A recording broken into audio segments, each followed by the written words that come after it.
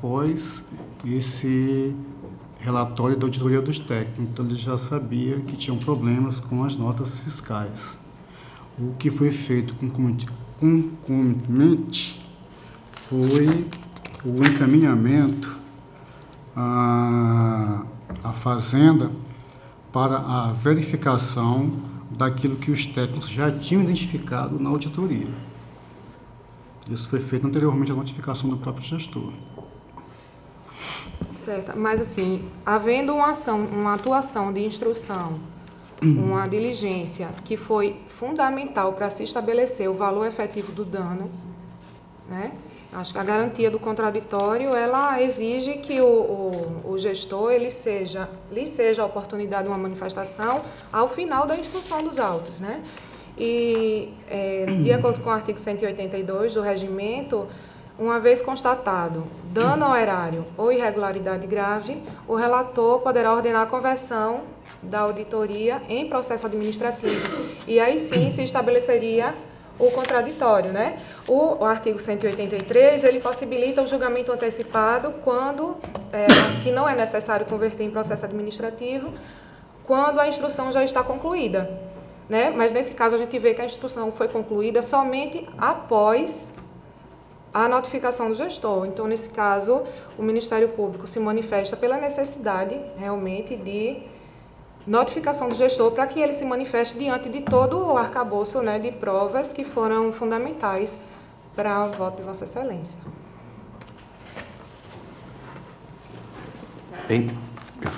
Em discussão, processo relatado pelo conselheiro Anselmo Brito. Em votação, conselheiro Fernando. Presidente, me suscitou aqui uma dúvida com relação se essa indagação, se essa preocupação que levanta o Ministério Público, isso alcançaria, no caso, a prescrição da Não teria influência, porque aí seria persecução de um dano, né? A gente estaria a percepção diante de do uma dano é que precisaria prescritiva. ser oportunizado a O defesa. que eu questiono é se realmente o contraditório ele foi efetivo, né? Porque o contraditório não é a mera notificação, é a notificação do gestor para que ele tenha ciência de tudo que consta dos autos, até pelo princípio da não surpresa, para que ele se manifeste nos autos tendo ciência de tudo aquilo que lhe é imputado. E nesse caso, o valor efetivo do dano ele só foi apurado a partir de um expediente do exercício 2009, quando a notificação do gestor se deu em 2008. Entendi. Portanto, nós teríamos elementos suficientes para declarar a irregularidade dos atos de gestão, mas não a imputação de dano ao erário. Portanto, me parece que nesta esteira eu voto nesse sentido, senhor presidente. Excelente, permita-me. Pois não, senhor. O gestor, a parte de tudo, não estou dizendo que não assiste razão ao Ministério Público quanto à parte do valor levantado. Mas consideremos também que o gestor ele foi corretamente notificado e sequer fez o uso da sua faculdade constitucional de vir ao tribunal. É isso que a gente, na verdade, vê comumente, né? Perfeito. Mas, evidentemente, não esqueci desse detalhe que ele tenha sido notificado e não se pronunciou nos autos. E aqui também, excelências, entenda, no levantamento, a imputação de débito por dano ao erário, mas ele ainda tem a sua faculdade recursal. Não há nenhuma limitação contra isso. São os esclarecimentos que eu trago, senhor conselheiro. Eu queria só fazer um acréscimo, né? No meu entender, o não comparecimento do gestor naquele momento não relativiza a garantia constitucional, né? De ele ter ciência de tudo aquilo que consta dos autos para que ele se manifeste antes de uma deliberação do tribunal. Então, ainda que ele tenha sido notificado antes, mas antes do término da instrução, Se houve novas medidas de instrução e se essas foram fundamentais para estabelecer o valor do dano que ele está sendo imputado, o contraditório ele só vai estar devidamente satisfeito se for dada ciência ao gestor de tudo aquilo que está embasando a decisão. Então, eu mantenho, muito embora tenha muito respeito pela posição de Vossa Excelência, eu mantenho o posicionamento que foi anteriormente externado, no sentido de que não houve a efetiva garantia do contraditório ao gestor nesse caso. Conselheiro Fernando. Estou um pouquinho refletindo, presidente, mas próximo de me firmar como da forma de votar. Bom, eu afasto o dano ao erário e voto pela irregularidade dos atos administrativos. Conselheiro Rodrigo. Senhor presidente, eu vou acompanhar o Ministério Público. Vou votar pela conversão do feito em diligência, na necessidade de citar novamente o gestor. Para estabelecer o dano ao erário. Exatamente. Então, vota igual o Fernando. Não, diferente, ele afastou o dano. Não tem dano. Não foi o mesmo voto, não. Mas eu estou tendente a acompanhar o raciocínio de Vossa Excelência, conselheiro Rodrigo, nesse sentido. De transformar o Dá oportunidade com relação ao dano ao gestor se manifestar. Com relação ao dano. Isso. Mas Com relação... irregulares, né? Olha, eu não estou votando no mérito, não estou entrando no mérito. Eu estou votando pela conversão do feito em diligência, pela necessidade de citação do gestor para que ele possa apresentar a defesa quanto aos fatos levantados. Tá? Também reforça essa ideia o fato do processo ter ficado paralisado por tanto tempo, né? E também o fato de que é comum a gente encontrar diligências nos processos de fiscalização do Tribunal de Contas, processos antigos, em que não aparece de forma clara que o gestor está sendo citado para apresentar a defesa. Então, com base nisso, eu acompanho o Ministério Público de Contas no sentido de votar pela conversão do feito em diligência e citação do gestor. Fernando acompanhou ele. E com relação à prescrição dos atos. Fica prejudicada a análise por conta da preliminar. Deixa ele a preliminar dele apresentar a defesa. E, posteriormente a gente pode analisar a questão, mas provavelmente há uma prescrição com relação à pretensão, qualquer pretensão punitiva. Todavia, a pretensão ressarcitória ela tá viva ainda porque não prescreve, não tem prescrição. Porque não prescreve para a gente. Conselheira Maria Cleide. Senhor presidente, eu também vou acompanhar o entendimento do Ministério Público, abrindo essa preliminar que seria a citação do gestor, até por conta do prazo também, não sei nem se vai ter uma certa dificuldade, né, depois de tantos anos, mas após realmente a instrução, eu entendo que o gestor tem que ser ouvido novamente até que seja concluído o processo. Então, eu acompanho esse mesmo entendimento. Ok. Então, pois não, conselheiro. Senhor presidente, agora aquela nossa discussão, o voto divergente do conselheiro Rodrigo foi o vencedor. O processo vai a ele? Não, Vossa Excelência. Permanece com Vossa Excelência.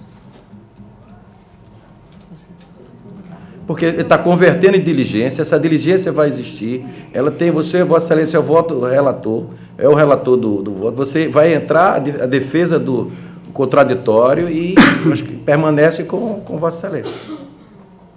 Está convertendo o ato em diligência. Foi assim que nós...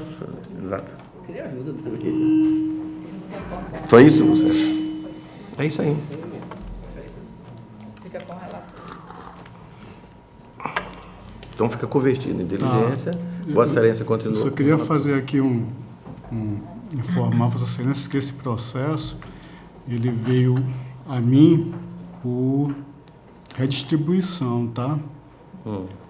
E é um processo que, inclusive, olha aqui na capa dele, até pela corregedoria, em 14 de fevereiro de 2008 passou, o que é um pouco estranho ter passado pela corregedoria.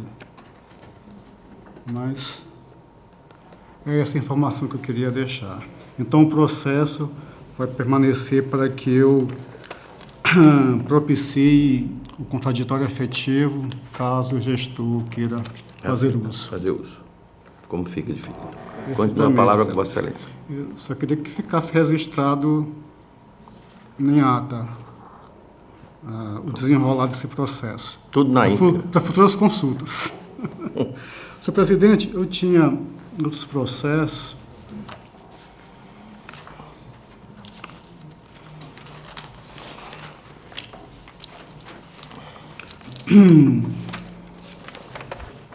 Eu tinha mais 3, 4, 5 processos.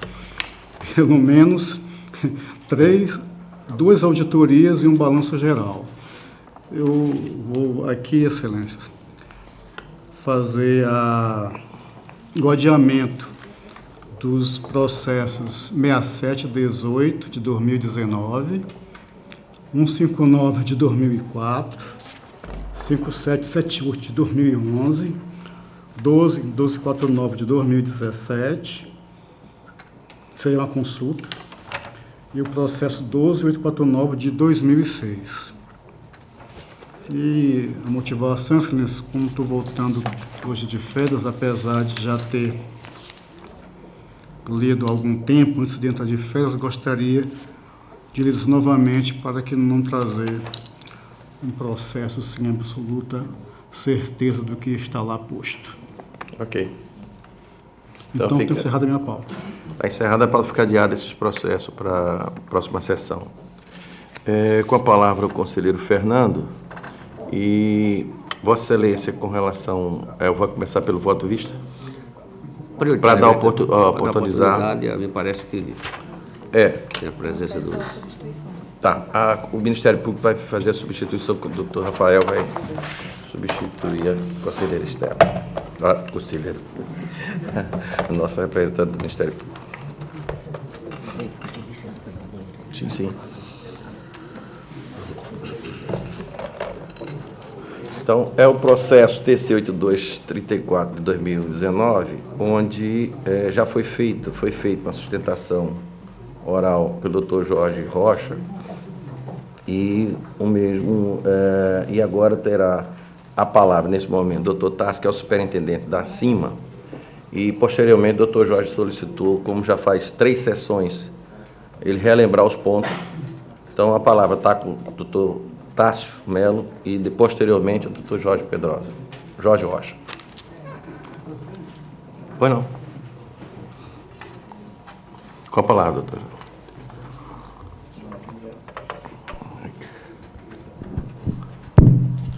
Bom dia, excelentíssimos conselheiros, os membros do MP de Contas aqui do Estado de Alagoas e a todos aqui na plateia.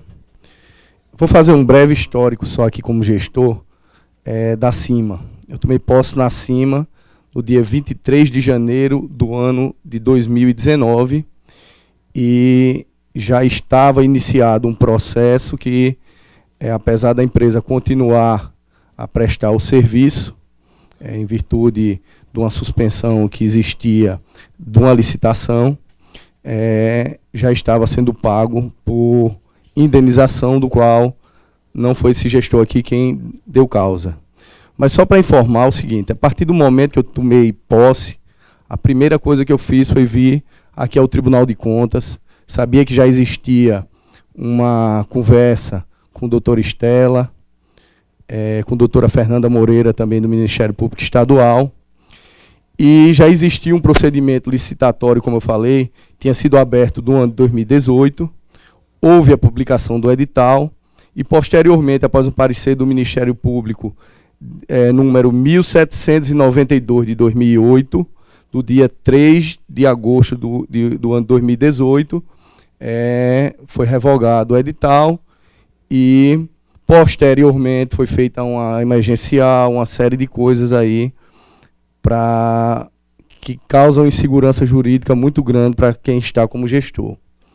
Então, para dar uma continuidade e uma celeridade maior ao certame já aberto, como falei, vim até o MP de Contas e disse, ó, o que é que vocês querem aqui que nós façamos para dar uma celeridade maior ao processo, uma transparência maior, de siga o parecer, e assim foi feito pela CIMA. Fizemos as modificações apenas que foram solicitadas. Dentre as solicitações que foi feita, foi a questão da planilha, que ela exatamente foi pedido para modificação para o preço unitário, para evitar o jogo de planilha, exatamente, o tal do preço K, não é isso, conselheiro? E assim foi feito, e para nossa surpresa, dentre um dos argumentos da suspensão, pelo nobre conselheiro Rodrigo, estava acatado até com parecer do MP de Contas, exatamente a questão da planilha por preço unitário. Como falei, fizemos essas modificações, encaminhamos no dia 1º de março para o doutor Gustavo. O doutor Gustavo, à época, era quem era o procurador responsável por Maceió. Posteriormente, houve a modificação, foi feita inclusive por ofício, no dia 1º de março do ano de 2019, para o doutor Gustavo. O inteiro teor que já existia no termo de referência para nós darmos uma celeridade maior, como também para ser feito o aviso de cotação para as empresas posteriormente caminhar os valores, que pela alta complexidade que se tem dos serviços e a quantidade de itens que se tem desse serviço da prestação de iluminação pública aqui de Maceió, uma cidade de mais de 1 milhão de habitantes.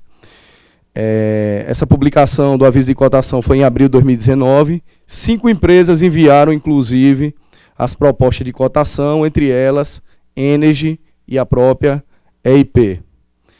Quando da publicação do dia 14 de junho de 2019, 14 de junho, já do edital da licitação, fomos novamente, encaminhamos, já dessa vez com o doutor Pedro, informalmente foi entregue. Doutor Pedro Estácio, toca o barco, caso tenha lá na frente algum tipo de denúncia, a gente senta e tenta resolver, porque é extremamente complexo já conseguir qualquer tipo de cotação. E depois de ter feito aviso de edital, de ter feito tudo, para nossa surpresa, veio a decisão do conselheiro Rodrigo, do qual temos o maior respeito, conselheiro. Mas com a devida vênia, nós não entendemos da mesma forma. Tribunal de Justiça, de última hora, todas essas empresas que entraram no Tribunal aqui de Contas, entraram também no Tribunal de Justiça. 3 ações, das quais todas reconheceram a legalidade do edital do certame, no pedido de liminar, através da modalidade, inclusive, técnica e preço. A empresa entrada de última hora assim no TCE, houve a sessão no dia 6/8 de 2019, ou seja, para a modalidade técnica e preço são 45 dias, nós fizemos a publicação do edital quase 60 dias antes, ou seja, um prazo muito maior, e a decisão do tribunal, porque foi entrada de última hora pela empresa, foi exatamente quando havia a sessão, já existia a sessão no dia 6 de agosto. Dessa sessão, 4 empresas foram habilitadas, o que demonstra que não houve qualquer tipo de cerceamento na concorrência.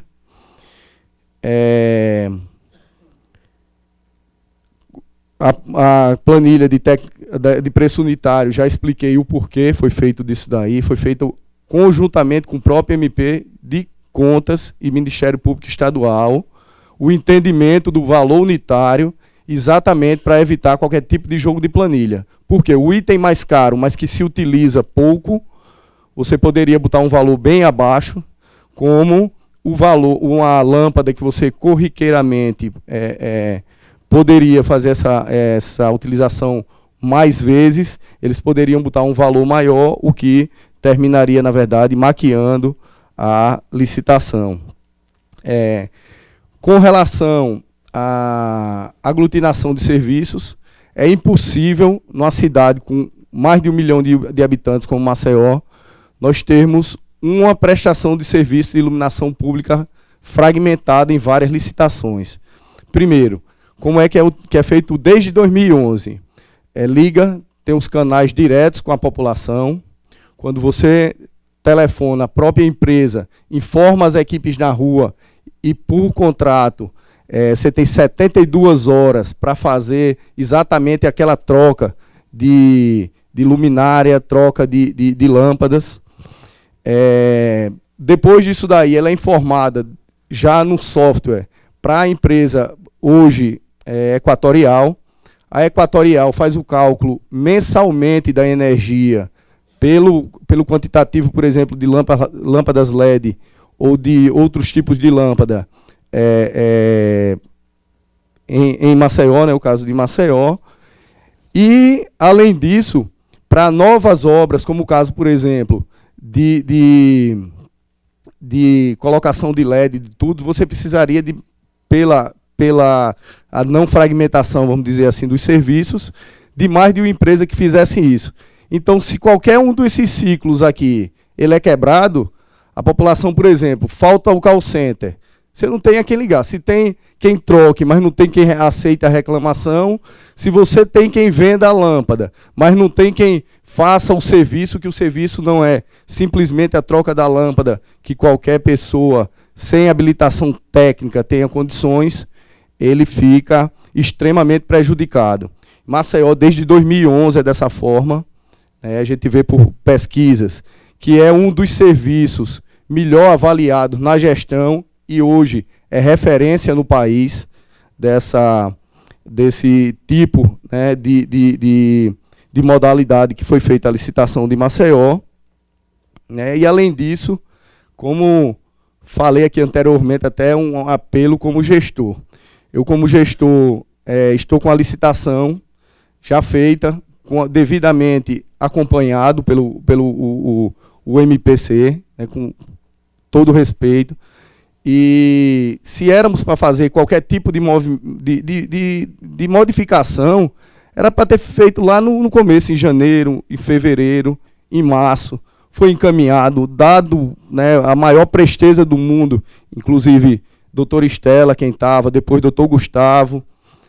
Depois tentamos conversar com o doutor Pedro, disso daí. Aí eu tenho uma licitação com 4 empresas habilitadas, já houve a sessão, já temos 4 empresas habilitadas.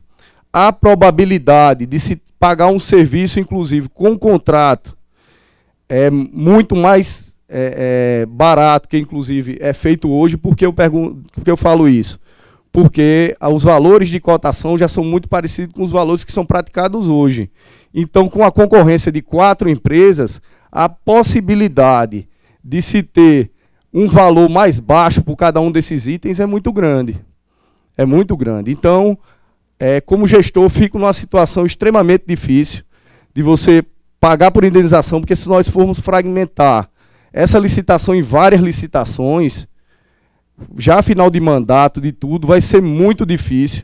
Provavelmente nós iremos continuar pagando por indenização, e eu até faço um apelo do seguinte, que um compromisso de que se tirar a suspensão e ao chegar ao final, a licitação não estiver com os valores abaixo do que está do preço unitário atual, ou seja, gerando um valor mais baixo para o município de Maceió, me comprometo em não fazer, junto com o prefeito, até a homologação dessa licitação.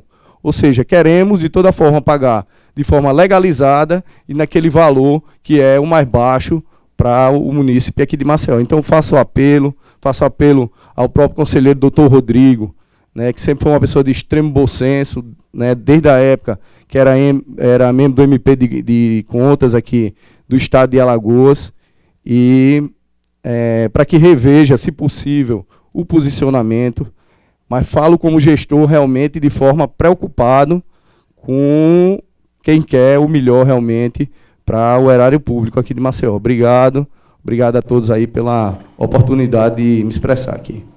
Obrigado, doutor Tássio. Com a palavra, o doutor Jorge Rocha.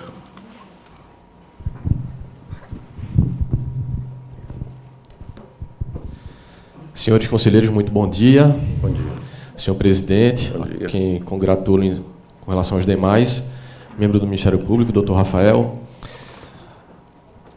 Antes mesmo de apresentar nosso arrazoado quanto a esta sustentação, gostaria de esclarecer alguns pontos.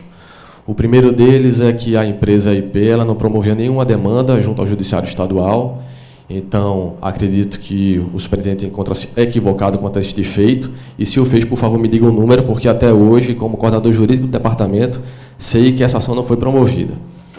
Passando à questão de intenção de trazer ao erário a melhor economia possível, para isso existe a legislação atinente, para isso existe a 8666, para que se faça a melhor forma de contratação para a administração pública.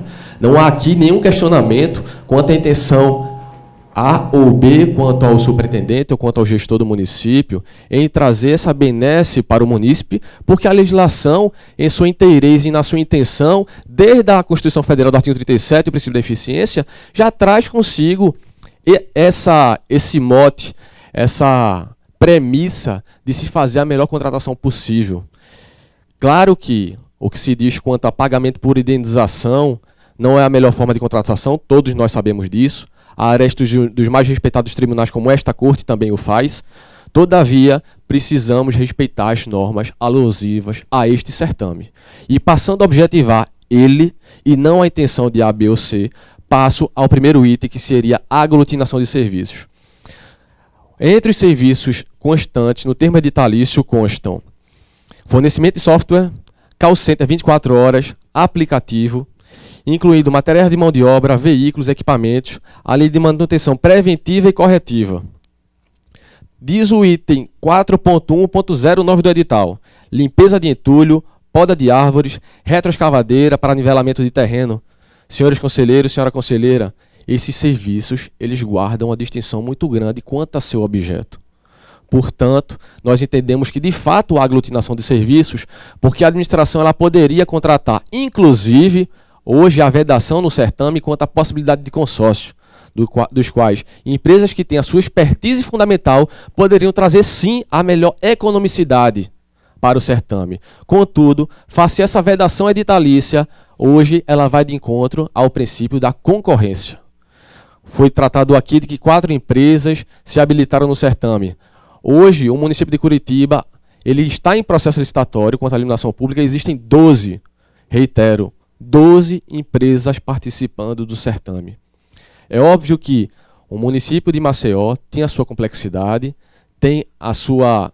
E existe essa preocupação das empresas licitantes em fornecer o melhor serviço alusivo à realidade de cada município.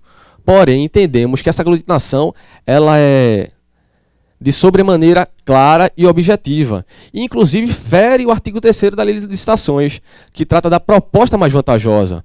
No parágrafo 1º do artigo 23, diz que a divisão em parcelas comprovem tecnicamente e economicamente viáveis. O processo de certame ele pode ser feito por consórcio, mas não foi por vedação do próprio edital. Consequentemente, a livre concorrência, a possibilidade de haver mais empresas participando do certame, ela foi, de certa forma, diminuída, causando um impacto. E também gostaria de reiterar que, nos autos deste processo, a medida de cautelar, acima, ela foi oficiada acerca deste tema aglutinação e quedou-se inerte. Não apresentou nenhum arrazoado quanto a este tema.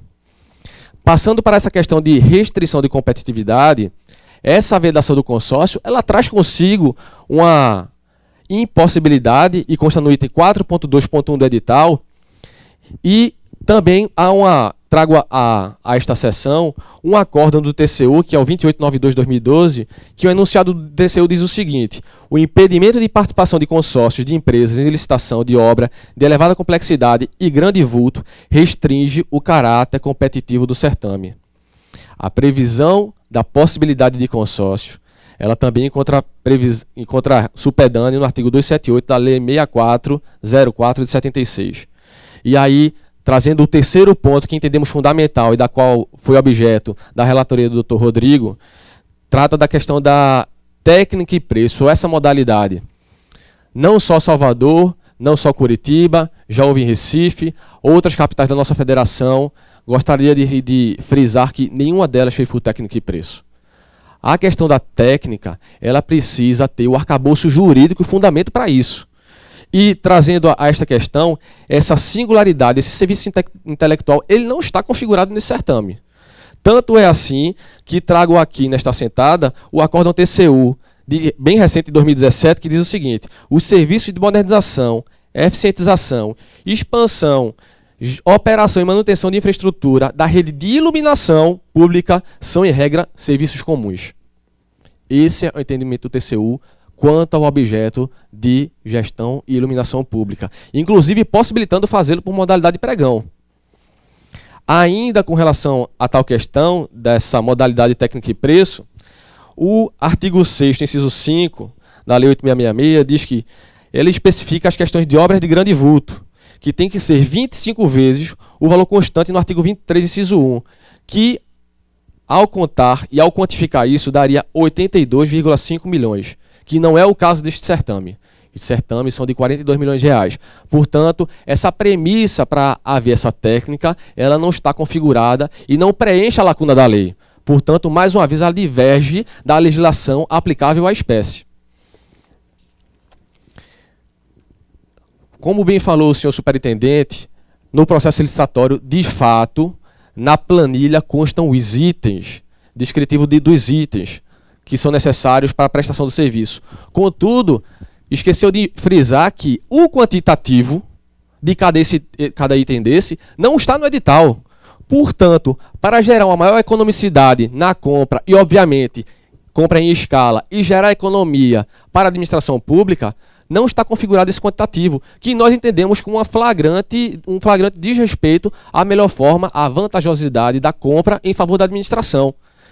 E, tratando desse tema, essas propostas elas encontram vedação no artigo 7º, parágrafo 4, artigo 15, parágrafo 17, artigo 40, parágrafo 2º da 8666, no anexo 3 da planilha orçamentária diz: ausente a indicação de quantitativo médio dos itens licitados. Isso inviabiliza a confecção de uma proposta mais vantajosa para a administração. Isso resta claro. E, obviamente, se você, como gestor, não estabelece esse quantitativo, quem tem melhor noção de qual é o parque de iluminação da cidade é quem efetivamente hoje presta serviço para o município. Portanto, aí nós entendemos que também fere o princípio da isonomia, prerrogativa constitucional. Ao fim e ao cabo, também foi dito aqui que houve uma manifestação, uma consulta, muitas vezes de maneira informal, ao Ministério Público de Contas, e peço vênia para reproduzir o item 73 do parecer do Ministério Público de Contas desta Corte, alusiva a este certame, que diz o seguinte: nessa toada, deve-se enfatizar também que o fato do Ministério Público de Contas, assim como outros órgãos de controle, ter sido notificado sobre a realização de certame, não referenda, repito, não referenda os atos praticados pela CIMA, assim como não imuniza o procedimento licitatório da ação fiscalizadora do controle externo, aqui incluso também este órgão ministerial, sendo importante mencionar, contudo, que os vícios até aqui apreciados não foram tratados no parecer MPC número 1792 de 2018 da 5ª Promotoria, emitido nos autos do TC 9188 de 2018. Senhores conselheiros, senhor representante do Ministério Público, senhora conselheira, resta claro que há infringência, não há uma, não há duas, não há três normas. A infringência ao que o Tribunal de Contas da União vem tratando, a infringência à literalidade da norma da 8666, há uma aglutinação de serviços que poderiam trazer, sim, maior vantajosidade. A questão de trazer uma economia ao final deste certame, caso aqui se entenda que ele deve prosseguir, isso não é garantia de que, caso fossem respeitados esses pontos aqui trazidos a esta Corte, com certeza, porque essa é a compreensão da literalidade da lei, gostaria de frisar, essa economia ela vai ser muito maior do que a continuidade no certame, que eiva de vícios desde a sua origem, que também não foi dito, mas foi objeto de impugnação na devida fase instrutória do processo licitatório, realizada por nossa empresa, além de outras empresas. E trazer aqui que 4 empresas, elas trazem a idoneidade e a necessidade de concorrência necessária para este certame, me perdoem e peço vênia ao senhor superintendente, mas nossa compreensão é de maneira distinta. Empresas que prestam serviço a outras capitais não estão participando desse certame, mesmo representando aqui uma delas que participa, elas não estão participando e que nem todas buscaram o judiciário, gostaria de frisar. Nós não buscamos esse viés. até o momento. Porque acreditamos que esta Corte, por princípio constitucional, pelas prerrogativas das quais detém, pela própria expertise que detém quanto à gestão pública, ela guarda consigo a singularidade, a premissa constitucional de fazer o melhor para a administração, não para a empresa A, para a empresa C ou para a empresa D. Não é este o mote. A questão é que esta Corte, pela compreensão que tem pelos seus julgados, ela vela pela melhor opção de compra para a administração pública, independente de ser A, B ou C. Com essas considerações, eu agradeço a oportunidade mais uma vez dos senhores conselheiros e reitero os votos da medida cautelar, pedindo a manutenção do voto do Dr. Rodrigo Siqueira. Muito obrigado. Jorge, com a palavra, conselheiro Fernando. Não, doutor Rodrigo, dá a palavra. Senhor presidente, senhora conselheira, senhores conselheiros, senhores conselheiros substitutos, tudo bem, presidente? Louvar aí a iniciativa do senhor de reabrir o diálogo processual, né? A dialética aqui que foi estendida para mais esse momento, após o pedido de vista. Vejo como salutar e é uma iniciativa que segue já a orientação do direito processual moderno em processos de alta relevância, sempre ampliar os limites do debate e incluir o máximo possível os interessados para que nessa dialética seja formada a melhor decisão, a decisão mais justa. Fica aí o nosso registro em relação a essa iniciativa, que para mim é nova, mas bastante pertinente. Saúdo também o superintendente da CIMA, Dr. Tássio, e o advogado representante da empresa denunciante, Dr. Jorge, pelas brilhantes sustentações que com certeza vão contribuir bastante para a melhor decisão desta Corte de Contas. Coube a mim a sustentação do Ministério Público em virtude da suspeição da doutora Estela, e os senhores já têm conhecimento da manifestação, tendo em vista a primeira sessão que houve aqui, e vou reiterar de forma objetiva os principais pontos que, no entendimento do Ministério Público, justificam a concessão da medida cautelar para evitar um dano grave aqui que se avizinha. São 4 ilegalidades graves aqui que foram detectadas. E tratando elas aqui de forma objetiva, a primeira é a indevida aglutinação de itens.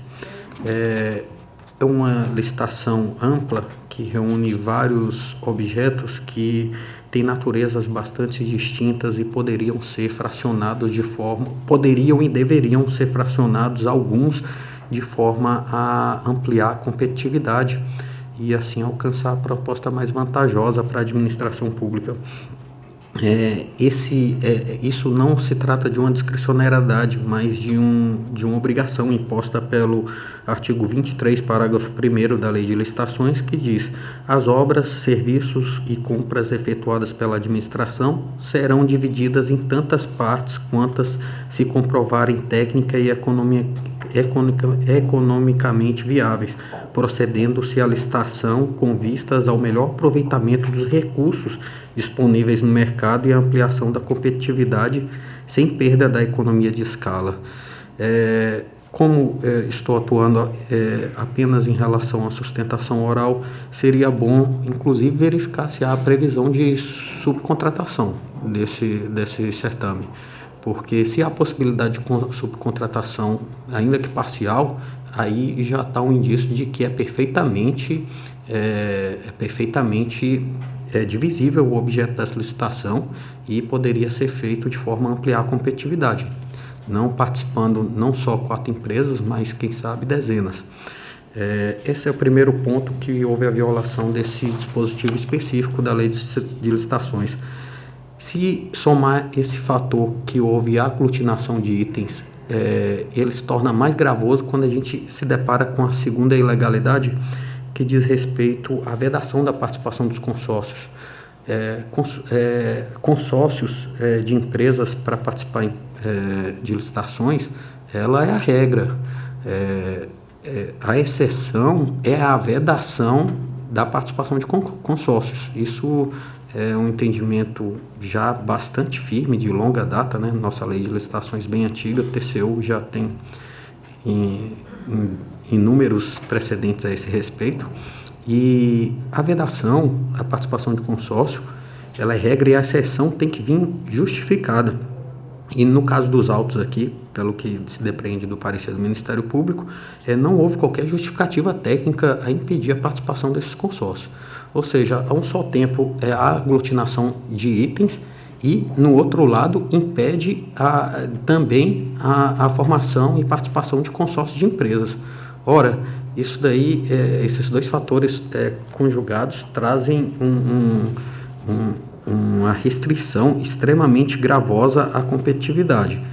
Ou se concluísse pela possibilidade da aglutinação de diversos itens de naturezas mais diversas, deveria, logicamente, abrir a possibilidade de consórcio, formação de consórcio e participação para que empresas com várias expertises pudessem atender um objeto tão amplo assim, que reúne naturezas tão diversas, mas não, fez o contrário. Então, isso daqui já tanto é que teve como resultado uma baixa participação de apenas 4 empresas para uma licitação, claro, da capital com a população grande, mas que, diante dos exemplos até trazido pelo advogado da empresa denunciante, é uma competitividade extremamente baixa diante de outras cidades com dimensões muito maiores do que Maceió. A terceira ilegalidade diz respeito à inexistência de quantitativo nas planilhas de preço para fins de confecção das propostas. Essa daqui acho que até é um lapso da administração, creio que fácil de ser corrigido. O Dr. Tássio falou apropriadamente que optaram-se pela metodologia de preço unitário, e é a metodologia mais recomendável para evitar o jogo de planilhas. No entanto, preço unitário sem a estimativa média de insumos a ser demandado, isso daqui inviabiliza. Eu não sei como uma empresa que pretende participar pode formular uma proposta sem ter conhecimento do quantitativo médio de insumos, lâmpadas, enfim, pessoal, tudo que vai precisar para prestar um serviço de iluminação pública de qualidade. Você tem um preço médio, mas diante da estimativa de demanda aí da cidade de Maceió, você não consegue inviabiliza por completo formar uma proposta de forma objetiva. E isso é perigoso, porque a gente sabe que tem uma empresa atuando de forma precária e ela tem informação privilegiada, porque já está participando e ela, por ter o conhecimento na realidade da execução do serviço ali, do dia a dia, ela já tem de antemão essa informação privilegiada que o resto do mercado não detém. Então, praticamente, vamos juntando. Aglutinação de preços, inviabilidade de participação, impedimento de participação de consórcios e um pecado grave aqui com relação à falta de transparência em relação ao quantitativo médio que será demandado, impedindo a formação de uma proposta. Enfim, esses fatores reunidos vão formando uma conjectura bastante danosa e perigosa. E a definição do tipo de licitação, essa daqui eu também não compreendi o porquê do tipo de licitação técnica e preço. O serviço de iluminação pública é um serviço complexo, ainda mais em cidade de Maceió. Agora, uma coisa é complexidade, outra coisa é um serviço intelectual. A técnica e preço, ou tipo técnica, é utilizado de forma excepcional e bastante restritiva apenas para serviços intelectuais. Quer fazer um estudo, contratar algo que envolva um serviço intelectual, como um serviço de arquitetura, precisa contratar alguém do naipe de Oscar Niemeyer, enfim, serviços de advocacia, serviços meramente intelectuais. por mais complexo que for o objeto da licitação, não é possível, por si só, daí, concluir que esse serviço seja intelectual. E eu não vejo nenhuma característica de serviço intelectual, né, em todos esses elementos colocados aqui no edital da licitação da CIMA. É complexo, exige uma logística, uma estrutura complexa, mas intelectual não. E esse tipo de licitação, ele vulnera, quando usado indevidamente, vulnera aí o critério objetivo da avaliação das propostas, o princípio do julgamento objetivo. Então, reunido aos 3 fatores anteriores, a aglutinação de itens que impede aumento da competitividade, impedimento de participação de consórcio, também reduz a competitividade, ausência de informações quanto ao quantitativo de itens a serem demandados, além do princípio da transparência, impossibilita qualquer formulação de proposta compatível com a realidade do contrato. E usando um critério, um tipo de licitação que tem uma área aí de subjetividade, essa reunião dessas 4 graves ilegalidades,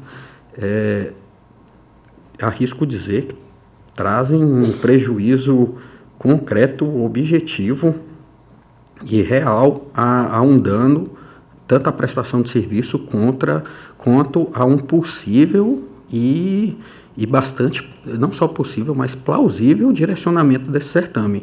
Então, creio que a decisão cautelar monocrática do conselheiro Rodrigo, bastante oportuna, tanto do aspecto de vista da correção técnica, mas sobretudo oportuna, e acho que é um momento até de a gente fazer esse também, devolver o apelo que o superintendente da IMA faz, dele fazer uma reflexão com relação à possibilidade de fazer a correção desse edital, já que esses 4 pontos não são também difíceis de serem modificados.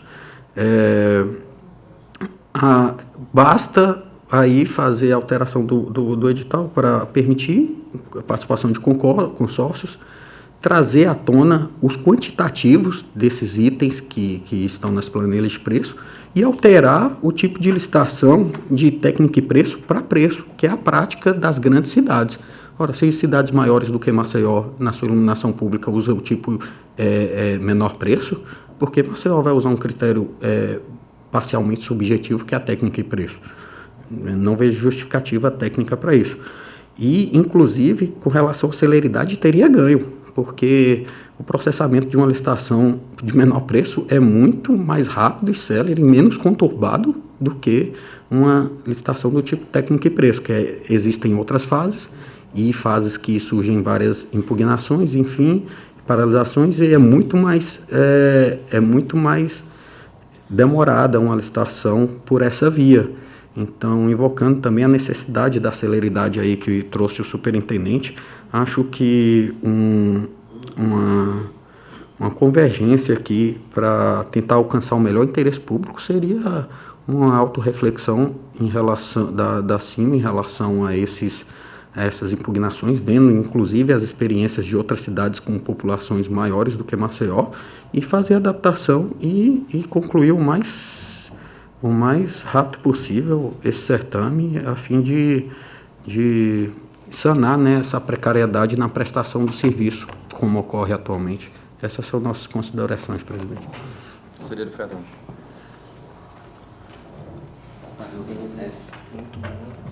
Senhores conselheiros, senhores advogados, senhores presidentes da CIMA,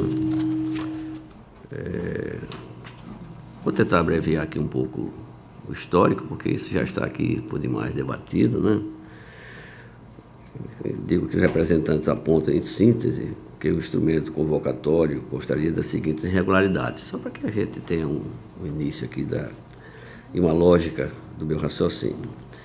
Ausência de frequência das atividades licitadas, direcionamento do certame, possibilidade de limitação de descontos e presunção de indefinibilidade, equívoco quanto ao tipo de licitação, exigência técnica desarrazoada, divergência entre anexo, planilha orçamentária quanto à eficácia luminosa, valores de referência e tal, entre outros aqui, que eu também tentarei fazer síntese.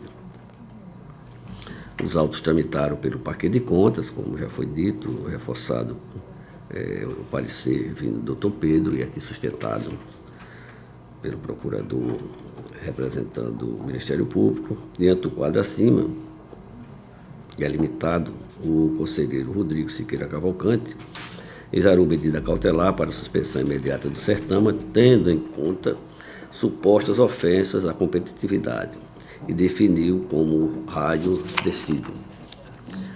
Item 1, naturalmente, ele supera algumas e focou em quatro demandas vindo da empresa que faz a representação. Item 1, aglutinação indevida de objetos na licitação. Item 2, restrição injustificada da participação de consórcio. Item 3, ausência de quantitativo das planilhas de preço. E item 4, incompatibilidade entre o objeto licitado e o critério de julgamento. Levado o processo ao plenário para julgamento, solicitei vista do mesmo para melhor compreensão da matéria em meu gabinete, e essa é uma síntese. Inicialmente destaco a laboriosa decisão do conselheiro relator, Dr. Rodrigo Siqueira Cavalcante.